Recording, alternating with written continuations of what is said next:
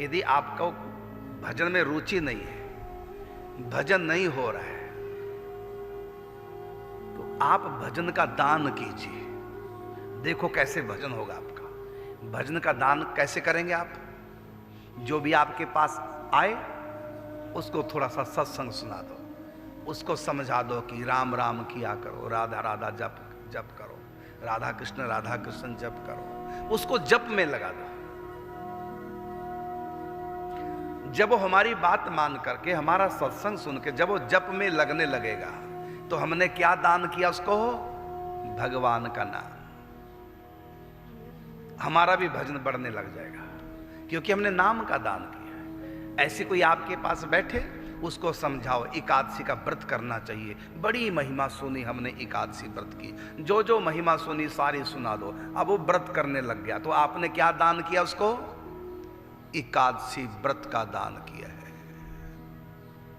इसका परिणाम क्या होगा? पहले आप एकादशी व्रत करते थे, एक एकादशी का आपको पुण्य लगता था। अब हमारी बात मानकर उसने भी एकादशी करना प्रारंभ कर दिया। अब 2 एकादशी का पुण्य लगेगा आपको। की एकादशी एक और पुण्य लगेगा 2, डबल कैसे हो गई? क्योंकि आपने एक को एकादशी का दान कर दिया, उससे एकादशी करा दी। अच्छा आप बताइए, शराब पीना पाप है कि नहीं है? है।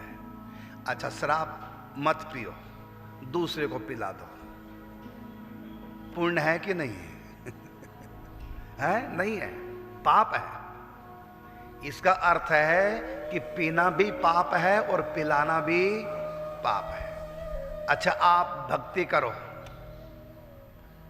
नाम जाप करो, होगी भक्ति, और नाम जाप करवाओ दूसरों से, तो डबल भक्ति होगी कि नहीं?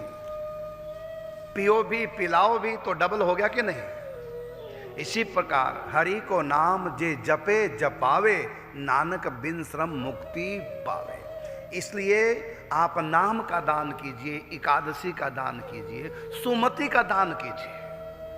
परस्पर 2 व्यक्तियों में लड़ाई हो रही है, तुम बीच में जाकर के सुमति करा दो, तो आपने किसका दान दिया? सुमति का, शांति का दान दिया। अब ये सुमति शांति कई गुना होकर के आपके पास पहुंचेगी।